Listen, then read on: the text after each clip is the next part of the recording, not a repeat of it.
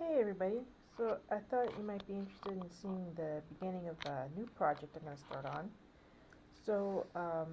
I got this great big hoop at a yard sale, and I thought, I would like to try something different. I want to do something that uses a lot of different fills and everything. And I was thinking about what I should do. I was thinking flowers, but I don't know. I like flowers, but it's kind of like everybody seems to do flowers. And I thought, you know what, I think I'm going to do a collection of birds. So I went ahead and I drew this pattern up, and I've got like 7 different birds in there, and they're all hiding in amongst the leaves. And I went ahead and transferred it over onto my fabric a little bit earlier today, and I thought, that's what I'm going to do.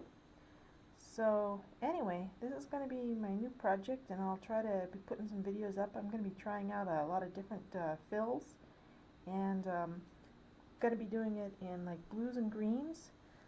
Just trying this fabric. I got this also at a yard sale, and I thought it might be kind of a nice to try it on this blue background, since I did want to do something with the green leaves and kind of do all the birds in different blues.